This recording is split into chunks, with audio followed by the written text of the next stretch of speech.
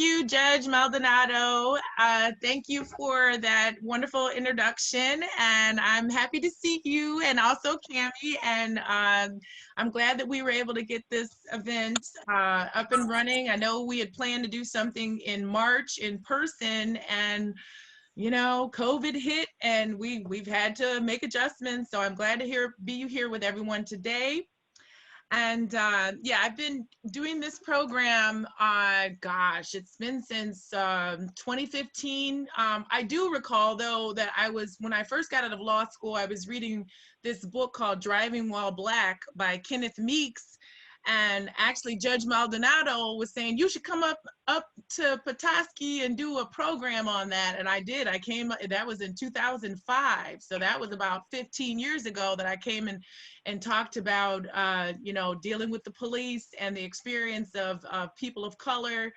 And so I have done, gosh, I don't know, I've lost track, probably 50 programs since I started with the What to Do and Stop by the Police in 2015. And you know, what motivated me to do these programs is I was saddened by what I was seeing in the news, by the disproportionate number of African Americans that have been brutalized by the police. And you know, obviously we're seeing disproportionate numbers of Native Americans, Hispanics, I just don't, people who are disabled, it just saddened me when I was seeing people that are being mistreated. And I said, you know, in November, it'll be 19 years I've worked as a criminal defense attorney. And I said, I can't just sit here and not do something. And so, you know, that's why I've been doing these programs. Sometimes, like today, I'm doing it solo. Sometimes I'll bring in police officers, judges, prosecutors, and just wanting to make sure that everybody knows their rights. You know, I've done some programming in the Hispanic community, and you know, we've tweaked it, and I brought in some immigration lawyers to talk about immigration consequences. And so I'm definitely very excited to be here with you today. And I do want to start out with three really quick short videos. So Matt, if you're able to cue the videos, and I would like everybody to just watch the videos, and then I'll get started with you know, the PowerPoint.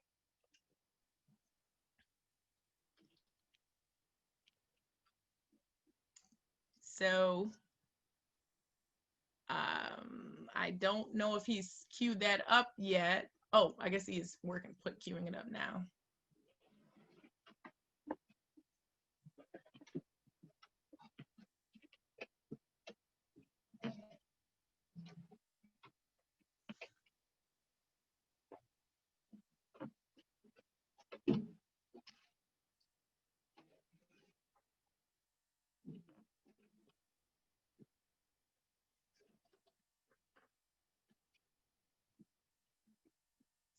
Yeah, I don't hear the sound on the videos.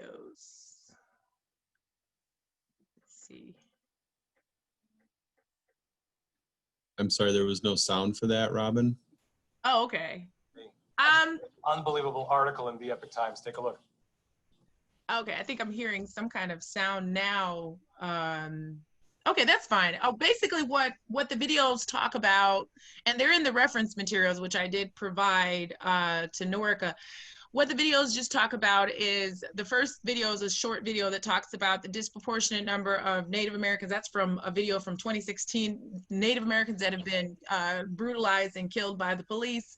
And then the second video was a video about a Native American woman who was pregnant, who was having some mental health issues and distress. And, you know, there was a call made, and the police came to her house and they ended up killing her. And it actually made me think of the Ora Rosser case.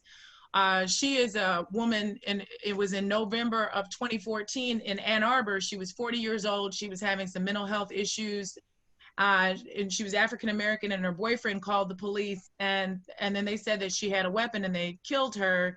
And then the third video was of a Native American man who basically they believed he was involved with some kind of theft from a store, and they basically called the dogs out on him, and you see in the video that he's being attacked by the dogs.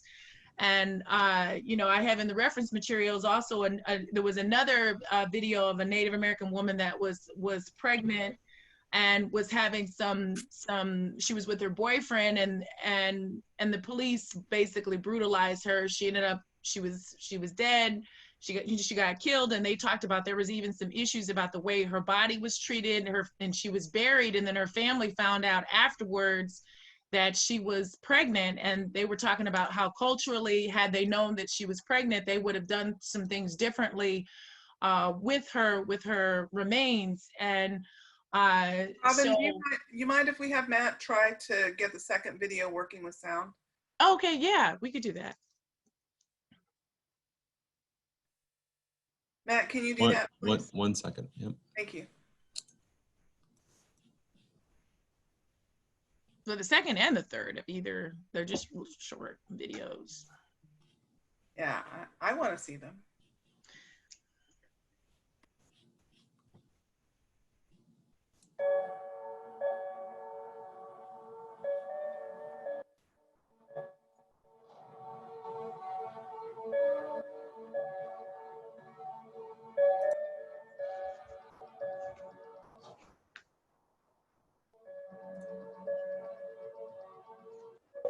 They found her in the house, and she was armed with a handgun.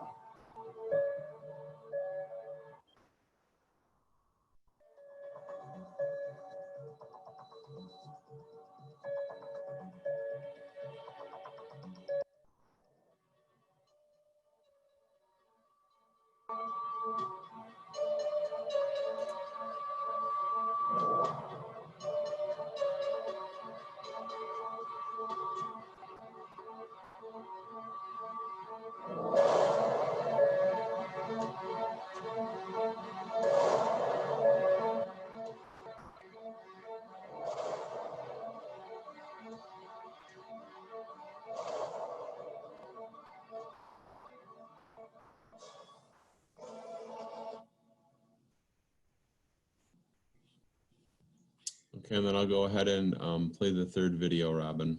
Okay. Excuse me, Professor McCoy. That's okay. Dwayne Tracy suffered injuries all over his... All right, question. I've got lifeboat food right here.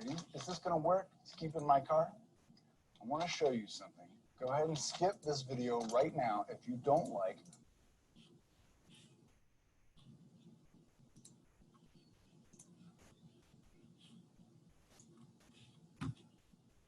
Dwayne Tracy suffered injuries all over his body during an incident that happened here between 3 Marysville police officers and a canine, which a bystander caught on cell phone video. The 45-second cell phone video begins with Tracy walking toward an officer and his canine. The officer appears to be shouting, but it's unclear what's said. A second officer drives up, exits his vehicle, and immediately throws Tracy to the ground, where he begins to struggle. A third officer shows up, and moments later, the canine latches onto Tracy for 12 seconds. When the dog finally releases, the 2 officers make the arrest. The incident happened on July 28, 2019. According to a lawsuit filed by Tracy's attorney in federal court, Tracy was suspected by police of causing a disturbance at a nearby Starbucks. The suit claims that the officers used excessive force, resulting in bites, scratches, and head injuries during that arrest. The suit alleges that the officers targeted and discriminated against Tracy because he's Native American. Now, we've reached out to the Marysville Police Department for comment on the matter. The police chief there says the department does not comment on pending litigation. So yeah, so I do these programs because I'm often in court, and I see people when they're at their worst, and it's usually after they've given away all their rights. And so then I feel it's important for you to know your rights. And so to actually avoid, I really want to see less people coming into the court system, less people of color, less poor people, less people who, I see people that have mental health issues, people that have drug issues. And so that's what motivates me to do these programs. So, So I start with, you know, oh, Matt, can we go to the PowerPoint, please? Yep, sure can. Okay.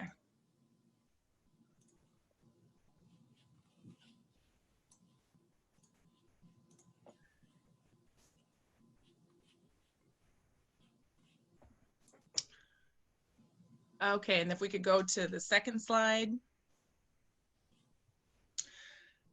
So I have on here, you know, what should you do when the police come to your door?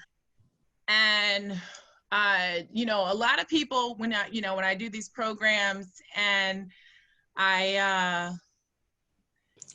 do these programs and I, ask folks and, when we're in person and we have an audience, like, what do you do when the police come to your door? And what a lot of people do is that they'll say, okay, I'm just going to go ahead and answer the door. And if we can go to the next slide. And if everybody could mute their camera, that would be great. Okay. So if you're a minor, because a lot of times I do these programs with adults and kids, a lot of time with kids, elementary students, high school students. What I want to say is if you're a minor, and what I want parents to say to their children is, and you're home alone, I suggest that you not let the police in unless it's some kind of emergency, like somebody is sick, somebody is being physically or sexually harmed, or they're trying to break into your house. So only if it's an absolute emergency would you let them in. And if you're the other scenario, that's if you're home alone. If you're home and your parents, if your parents are there too, then I suggest that children go and inform their parents that the police are at the door. And then if Matt, could you move to the next slide, please? Okay, so if your parents are home, then, as I said, tell them that the police are at the door. And then as for parents, I would say same thing I said to the minors, only answer the door if it's an emergency. So if there's no emergency, I mean, as I said, my mom is from the South Side of Chicago, so she has a lot of street knowledge and has basically said if the police come to the door, then you want to, like, normally you go to the window, you may say who's there and talk to them out the window. Some people talk through the chain. Some people don't answer the door. Like, I mean, the way I was raised, if you can't just show up at my house, you got to call me first. It doesn't matter who you are. I don't just normally answer my door. But if you do want to engage, like I said, you can leave the door open and leave the chain in place. If you feel like you want to engage further, you can go outside of the door, open the door, go outside, but don't just let them in. And Matt, if you could please move to the next slide. Yep.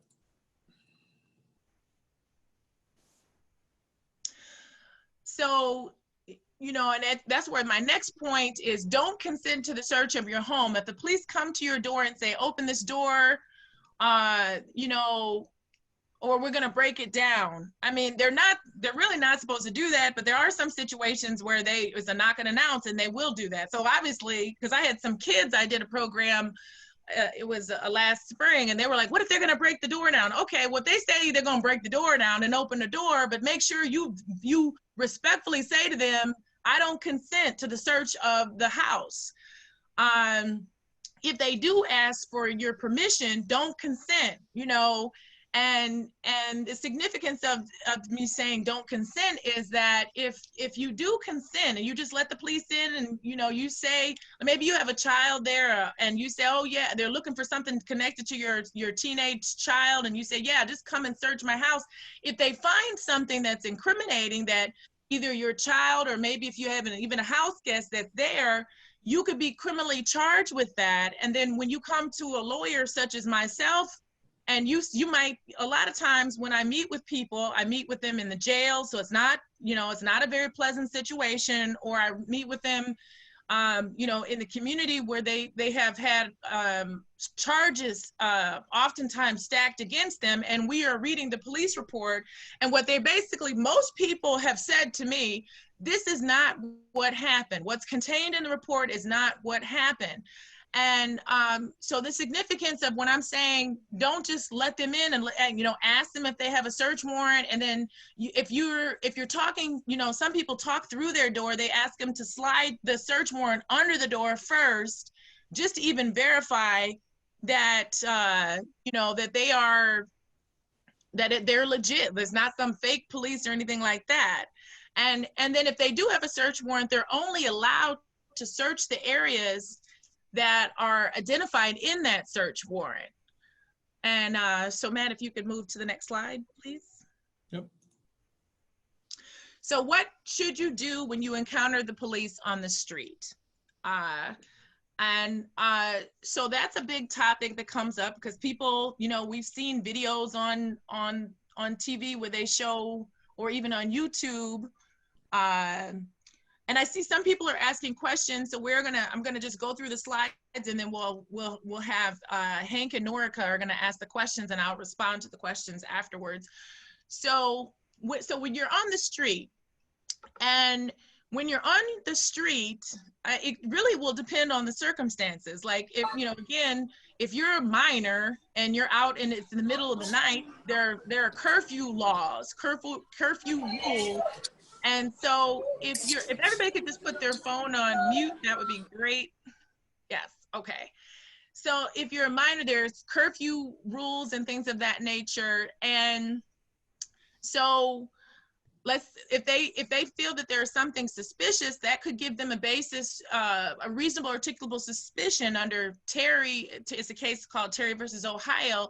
That could give them a basis to do a light pat down. So Matt, if you could move to the next slide, please.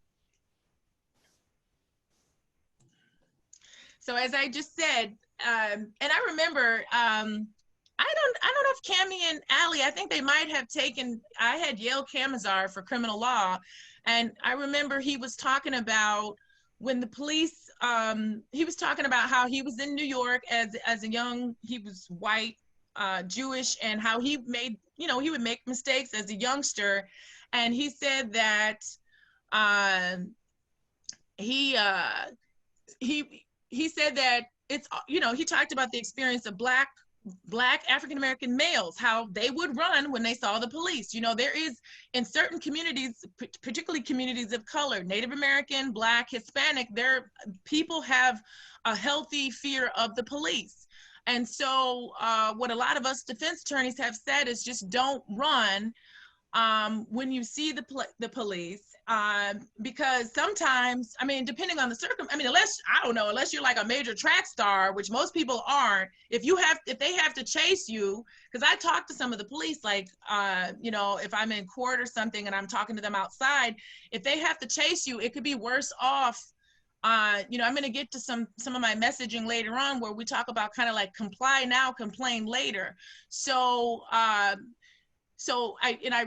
put the citation in there too about Terry versus Ohio, and it's a landmark decision from the court and from 1968 that ruled that the Fourth Amendment prohibition on reasonable searches and seizures is not violated when the police see a suspect on the street and they want to search them, and it's not necessarily a probable cause situation. A probable cause situation is more so like if they stop you in the car, and I'll talk about this a little bit more in the next slides, and they, you know, maybe they see a gun in plain view, that could give them probable cause to arrest a person, you know, like if maybe the person doesn't have a permit to carry.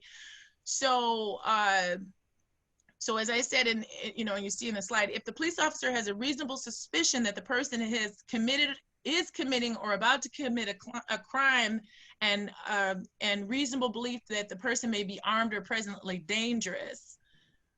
So Matt, if we could move to the next slide. And so that's where I also, in the next slide, I give more detail about what is a reasonable articulable suspicion. that it can be if a person is in, basically if you're wearing certain clothes, I said in here, a red shirt, blue jeans, and checking cars. So if the police come up and they feel you match that description, then that could give them the basis to give a pat down. So when you're on the street too, if they ask you to give your name, I always, you know, I have clients that don't want to give their real names. They know they have warrants or things like that. But if you give them an illegal name, you can get charged with identity theft. And so I always say, just give them your real name. And if they start asking you more questions, you can just ask them, you know, officer, am I under arrest? And if they say you're not under arrest, you know, then you can say, am I free to leave? And then I would just say, leave. You know, I put in here the point about zip it. That's like one of my biggest takeaways. If I can't say this enough for the whole presentation, is to zip it, is because, as I said, a lot of times people will say to me that when I'm going over the police report, that's not what I said, you know, and sometimes the officers will write out the statement, or they'll have the client will write out the statement, and the client doesn't understand. You know, they've said it's been ruled under the Supreme Court, the officers can trick people. They can trick you into making a statement. Like I had a client, he ended up, like they played him. I watched the tapes. They played him. They brought him in. He was suspected of armed robbery, and they had his girlfriend in before him, and the girlfriend knew to say, you know, I'm not saying anything. I want a lawyer. She just kept repeating it. They were recording it. She said, I want a lawyer. But they played him, and they said, you know, we just had your girl in here and she spilled all the beans, and, you know, she's a minor. She was 17 and he was in his 20s, mid 20s. And they were like, if, you know, just be, you know, she's going to be in big trouble if you don't just come up with spill the beans. And then they masterfully worked him for 2 hours. And by the time they were done, he had 4 charges of armed robbery. And, you know, they had found him near this, they found him, you know, there was circumstantial evidence. He was found near stuff that was stolen, but because he gave a confession, it made it harder to try to help him as far as working out a resolution. He ended up having to get some serious prison time, whereas we might have been able to go to trial to try to get the case dismissed, or he might have gotten less time if he hadn't he should have just asked for a lawyer. So it's like, what I want you to know is if you do ultimately get arrested and you're taken into custody, just ask for a lawyer and tell them you're exercising your right to remain silent, you know.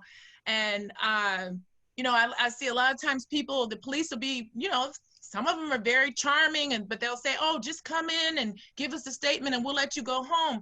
But what they don't explain to you is that you give them that statement and they have certain points that they have to make in order to meet a charge or elements of an offense. And then they take your statement and they turn it over to the prosecutor. And then the prosecutor decides whether to charge you. And so that's why I say, don't help them to make a case against you. I've had some cases where people, they say, oh, I've been reached out. The police have contacted me, and Ms. McCoy, they wanted me to give a statement. And I said, well, come in the office and tell me your story. Let me see what's going on. And then based on what they tell me, I try to see if I can work some things out, but a lot of times I'll call the police, and you know, if the client retains me, I'll say, well, we're available to make a statement, but I've advised my client not to say anything because I'm not going to help them to make a case against my client. So yeah, so that's just a big concern. So Matt, if you could move to the next slide. Okay, so what to do when the police come to your car. That's when I do these programs, that's one of the most popular, I always get a lot of questions with dealing with this issue. And Matt, if you could move to the next slide, please. So don't flee or elude the police. I have had cases where I just had a case today with a client. He was like, look, I was dealing with some stuff. I was high on some drugs, and so I fled and eluded. You can get charged for that. So you wanna stop right away as safely as you can. And I can't, you know, some people get scared and they go a few blocks, and just pull over right away as safely as you can. keep your hands on the steering wheel until you're instructed to do otherwise. I mean, I don't know if you all have seen, there's been videos, people trying to reach for their cell phone or trying to reach, and if you have, you know, circumstances, middle of the night, you don't know where the cops have come from, and they get jumpy, and then they get all jumpy, and then all of a sudden a person gets shot. Like Stephen Clark, California, they said he had a cell phone and they shot him, and it's just crazy. So if you know, if you don't have anything in your car, again, my advice and guidance, you have to take this advice and then use your common sense. If you have nothing to hide in your car, you can turn on your lights, your interior lights, your dome lights, and that can give a cue to the police like, hey, I have nothing to hide. Be polite and respectful. You know, I've heard of situations where people have been polite and respectful, and maybe the police stopped them for a civil infraction, and what that can be is like for speeding or running a red light or a stop sign, and because they're so polite, the police might give them a warning. So make sure you provide your license, your registration, and your insurance upon request. And as I said, don't make any sudden moves. And again, I know a lot of people, they don't also always have money. So maybe maybe there's issues. Maybe they have a suspended license, or maybe they don't have insurance. Well, just give them what you have. And if you don't have insurance, I mean, sometimes, I don't know, that can be corrected. That can be a civil infraction that's corrected, and you can work some things out. So again, just try to be as cooperative as you can. Matt, if you could move to the next slide, please. Don't consent to the search of your cars. Just like I said about your house, if they ask you to search your car, you can refuse. And what I'm saying by consent, because I know sometimes people legalese or whatever, consent means you agree. So don't agree to let them search your car. Now, if they say to you, well, we're gonna go get some dogs and it's gonna be really messy, then you have to make that decision. If you feel like you have nothing to hide, you can let them search it.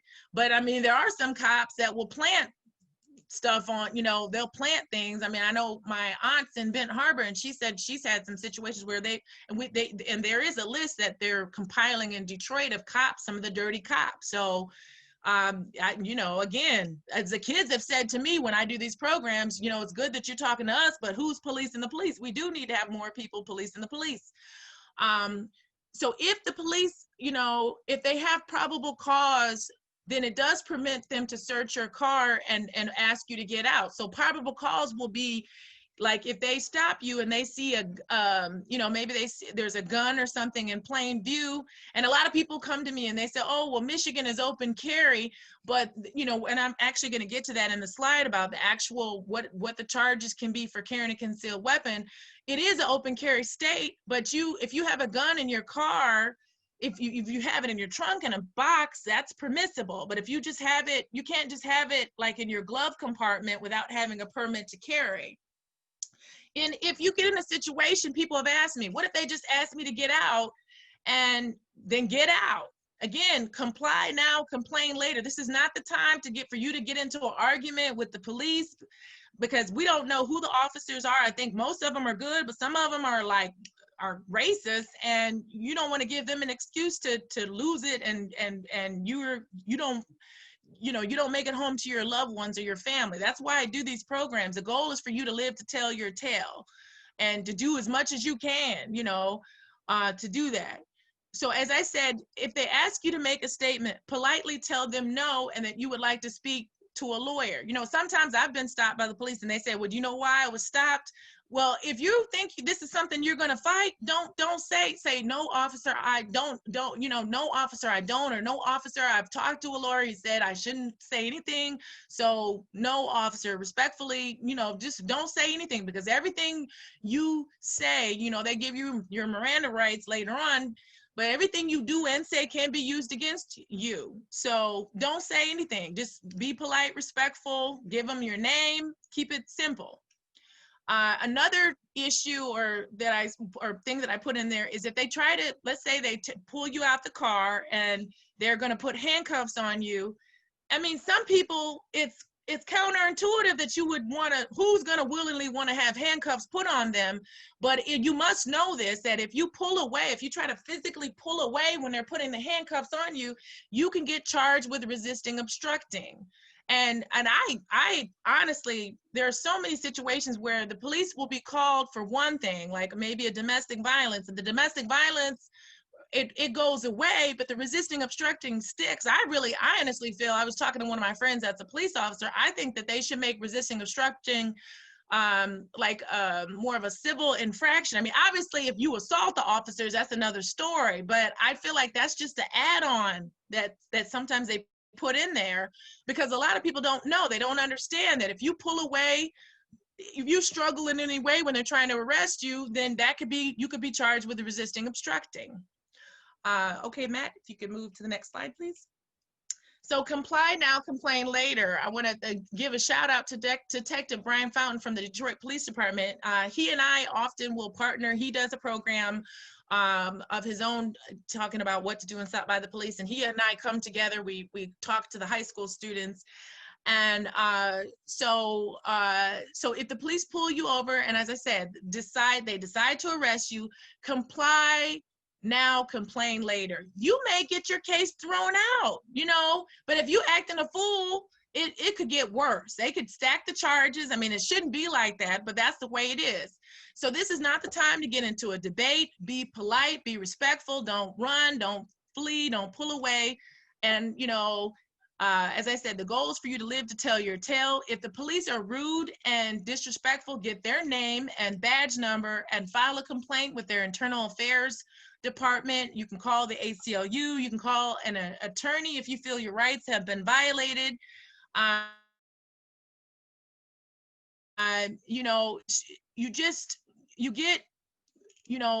You're more likely in anything in life, if you're polite and respectful, you're more likely to get a better response than if you're rude and nasty. So that's why I said attitude.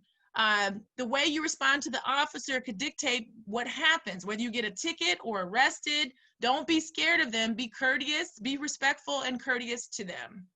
If you could move to the next slide, Matt, please. What to do if stopped by the police at the school. So I actually have added that component of my presentation, because before I would just do the first three, like when they're at the door, when you're on the street, and when you're in the car. But as I've been doing educational advocacy work, I added the school factor, also the school factor, because I've worked, I worked for 12 and a half years with the Michigan Children's Law Center, working with children, and most of them school-age children. And again, the kids, it's kind of willy-nilly sometimes in the school systems. And kids, it's like we as adults, we tell our kids, we want our kids to be truthful. And the juvenile system was designed to help. It's supposed to be rehabilitative of the children, but unfortunately, some of the things, like if you read some of the school's code of conducts, they're taking things that they would penalize adults for, and they put it in the school system. So kids, it's important for kids to know their rights too, because there are even certain offenses that if you get as a juvenile, you can't even, that may not be able to be expunged from your record. And it used to be a time that your record, I know there's a movement to seal the juvenile records again, but I have clients that get a juvenile case, and then when they become an adult, they pull up their juvenile record, and that factors into what happens, like whether the prosecutor will give them a deal or not. And so it's important, imperative. It shouldn't be this way. Kids should have the opportunity to be kids. They make mistakes, they get help, and you don't hear about their past, but they need to know, kids need to know their rights. I've had a young man, he applied for college and was denied because of his juvenile record. It was really sad too, because he had a neglect record. So it's like, the neglect record contributed to his juvenile record, and he was denied access to college based on his record. And that's just, it's wrong. To me, it's an abomination. So Matt, if you could move to the next slide, please. So, as I said, for kids too, request an attorney. Don't run, don't resist, give them your real name. If they ask you for, if they say, they want you to give a statement, tell them you're exercising your right to remain silent and request an attorney. once you connect with the attorney, tell the whole truth about what happened. Now, some schools, I mean, and what some of the case law has said that you can request your parent, and then your parent, what I say to parents, if you request a parent, then the parent needs to request an attorney. It's one thing, like there are some schools that have a restorative model, like they will do a restorative circle where they have everybody, but you need to know this ahead of time. Parents need to know this ahead of time. They'll do restorative circles where they get if the kids are fighting, they'll have everybody sit down in a circle and they'll talk about what happened. Sometimes it's stuff that happened in school. I mean, with social media, sometimes it's drama on social media, and they resolve it and they squash it, and they don't call the juvenile court. And to me, that's the way it should be with most cases. It shouldn't even be where you get kids fighting in the schools. They're not doing their jobs. Instead of the teachers just resolving a conflict internally, they're calling on the system. And I just feel like that's just not the way to go. I mean, obviously, if it's something really severe, but if for fighting, kids, you see kids getting in trouble for using marijuana. Marijuana has been legalized and now it's a free-for-all, but you have to be 21. You can only have 2.5 ounces, so it's not a free-for-all. And you can get in trouble for kids if they're smoking, if they're drinking. You can get in trouble for that. 16 is the age of consent, and folks need to know that, because they just think that everything is willy-nilly, and if you get a criminal sexual conduct charge, that is something you could be on the sex offender registry, and that can follow you. And some parents think it's cute, let's have these two 16-year-old and a 15-year-old dating, and that's okay. And then the parent, like let's say it's a boy and a girl. The boy is, he's 16 and the girl's 15, and everything's okay. And then the 15-year-old's parents get upset and they call the police. And then he's like, she consented. Okay, a 15-year-old can't consent. So you gotta be aware of the law. Okay, so Matt, if you could move on to the next slide, please. Recording. This has been a big question, especially with the George Floyd situation. So that has been, people have come up to me. Recording, if you see the police mistreating someone, you can record them at a safe distance. So 10 feet away, you can record them. If you interfere with what they're doing and it's deemed lawful, so here's the deal. You got to take my suggestions and advice and use your common sense. If you see them, you can record them. They're not supposed to come and take your phone and turn it off, and because they're supposed to have a search warrant for that. You can record them. They have an ACLU app that's a live app. Like, that's what I would do. If I was going to record them, I would do it live, do Facebook Live, because you never know. They might take your phone. They might try to destroy it. A lot of these cases you've seen with people being brutalized by the police, you see the people who recorded it, like Walter Scott, people who recorded it, Eric Gardner, things like that.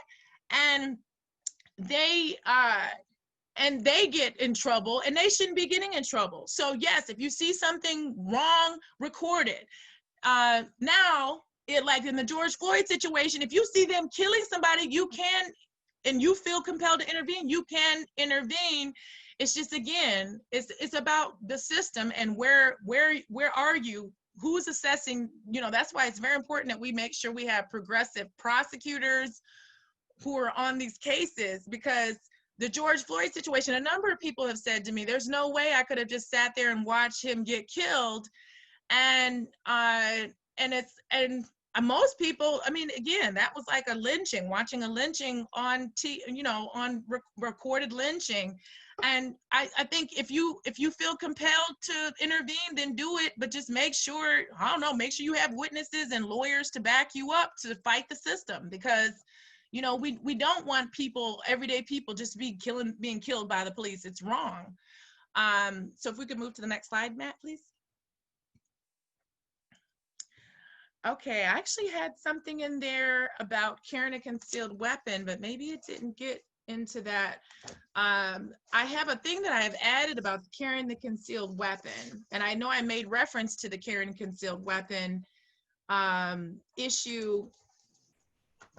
The carrying a concealed weapon, I cannot say this enough because I see so many people like Michigan, it's an open carry. You cannot just open carry. You can't open carry. I mean, if you get a gun, make sure you get a legal gun, because that's one of the things that the prosecutors will look at when I have a person that gets in trouble with the gun cases. Is it a legal gun? Is it a valid gun? And then, you know, make sure it's registered. And if you're going to go around with the gun, get a CPL, because it's your word against the cops as to whether it's open and obvious. And so 750, you know, it says, this is 750-227, carrying a concealed weapon. A person shall not carry a pistol concealed on or about his person, whether concealed or otherwise, in a vehicle operated or occupied by the person, except in his or her dwelling, house, place of business, or other land possessed by the person, without a license to carry the pistol as provided by law. And if licensed, shall not carry this pistol in a manner inconsistent with restrictions upon such license. So I've had people on the streets and they're like, I didn't have it concealed and they arrested me. And it's your word against the cops. Go get a license. And then I just talked to my friend, actually. He works in the deputy, he's a deputy sheriff. He's in charge of doing the licensing. He said that in Wayne County, at least in his office, it was that has been suspended. So it's just crazy, because I know people want to get, they want to be safe. They want to get a weapon, and I hope they correct that and they get that back in action. I know things have been slowed down with COVID. So that's it in a nutshell. Those are my basic tips. So I know that there were some questions. So if we could get to the questions. Yes, there were a couple of questions. The first one you briefly touched on, but if you could talk a little bit more about whether someone can file charges against an abusive police officer. Yes, I mean, you can go to internal affairs. I know some of them have citizen review. Those are, you can, if you're going to make a complaint. What I would say is, if you're having that kind of situation, call the ACLU. You can call me. I can.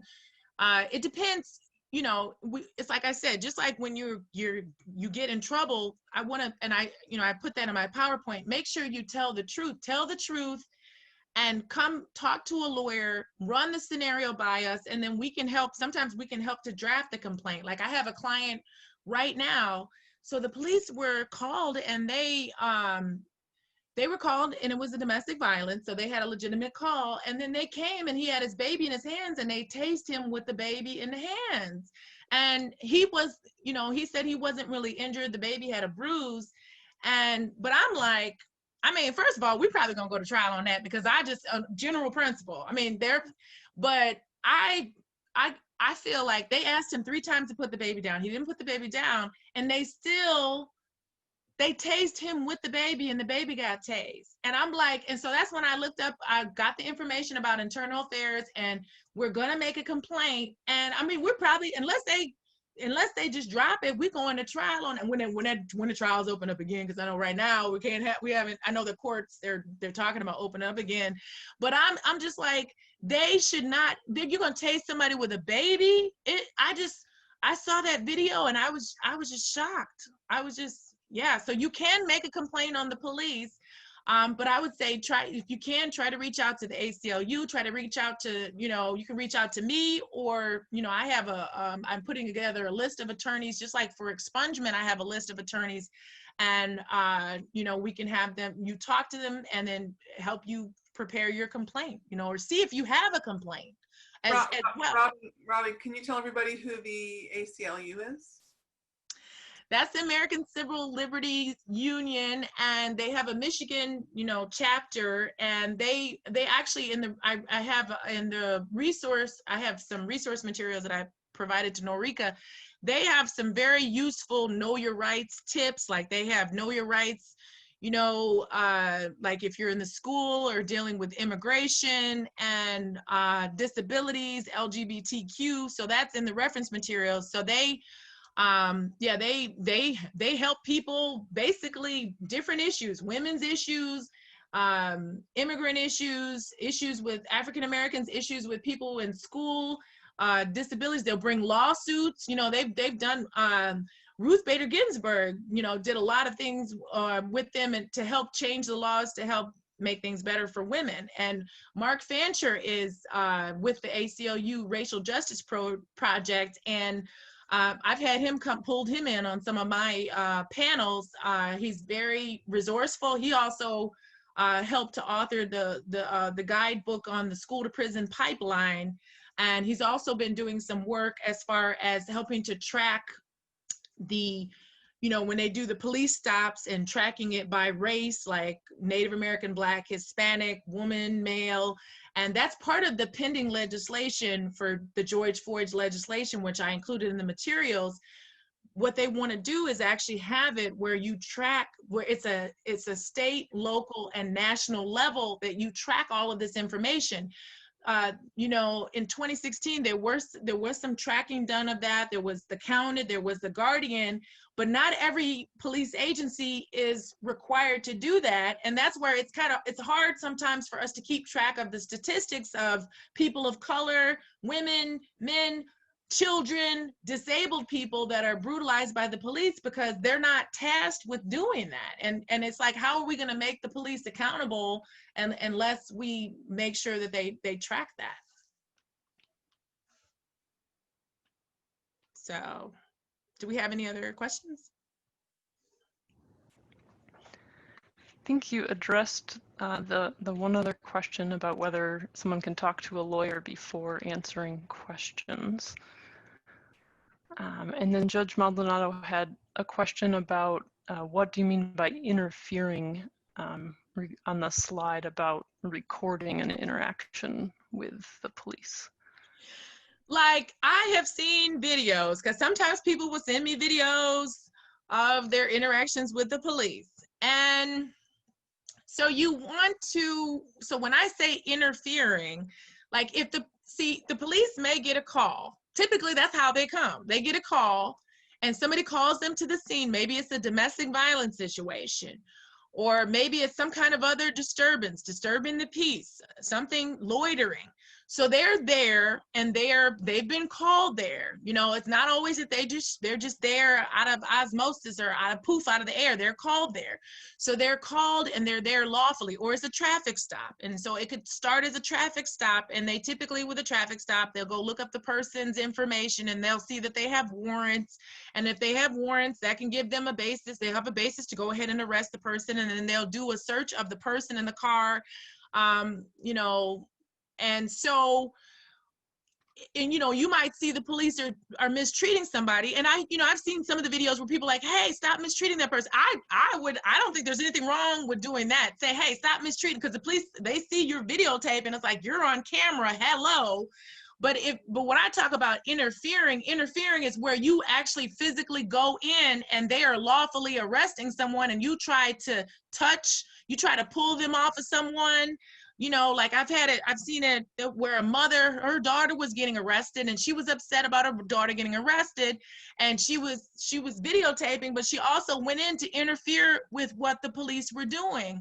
And that can be a problem, because if it's a lawful arrest and you're interfering with them doing their lawful duties, then you can get in trouble. Now, if it's the George, like again, people talk to me about the George Floyd situation. He was being killed and right before you. And in some states you can have, you know, there's like Michigan have self-defense, and then you can have some situations the defense of another. That is lawful to do the defense of another. So so if you see them killing somebody, then that's not typically, that's not gonna be interfering. That is interfering, but that's not gonna be considered obstruction or stopping them in their lawful duty as an officer.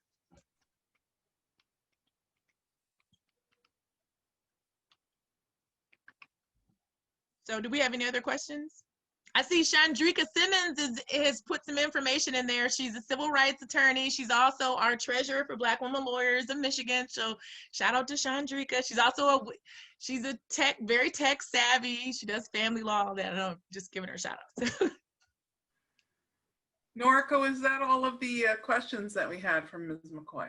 Yes, it looks like those are all of the questions. I did just want to let everyone know that we will work on posting some of the materials and resources that Professor McCoy mentioned on our Facebook page and on our website. And I did in the chat put an email address. If you want some of the materials emailed to you, you can email us at probono, PROBONO, at mils3.org, and we can send those to you. So I think those are all the questions. Thank you to Professor McCoy for your wonderful presentation. Thank you to Judge Maldonado and Mr. Lesky and the Little Traverse Bay Bands Tribal Court for hosting us tonight.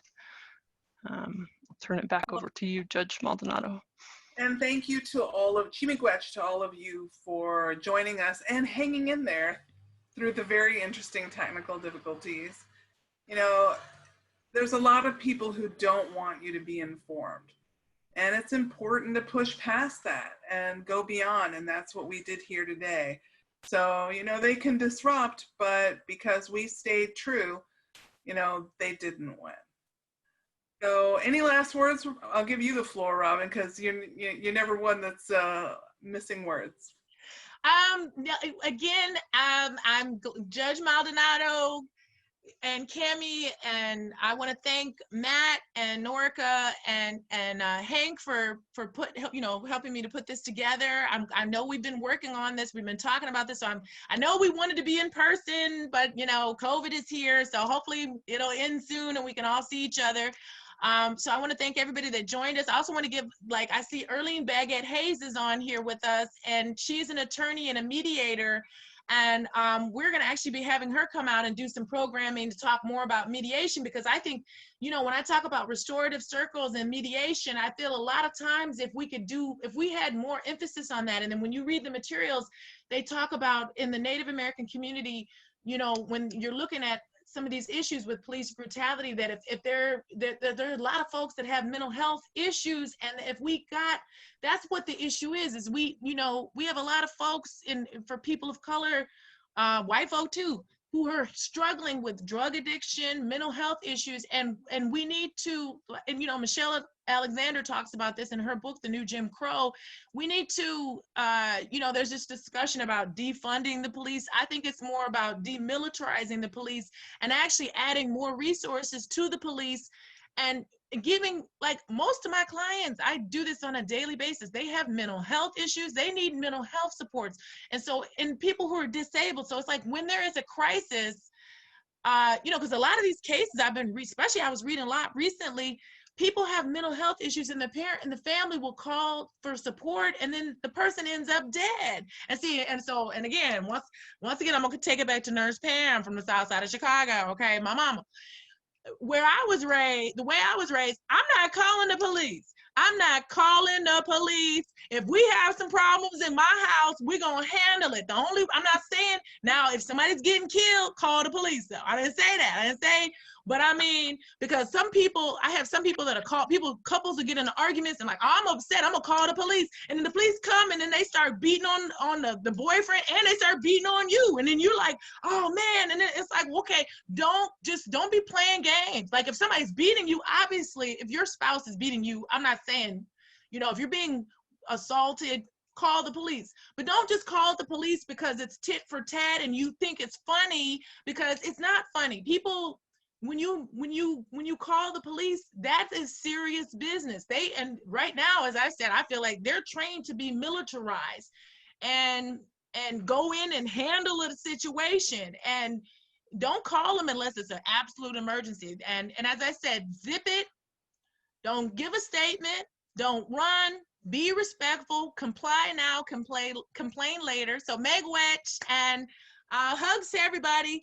And you guys have a blessed evening. All right. Thank you. Yeah. All right. Thank you all, and Bama P. Bama P. Peace.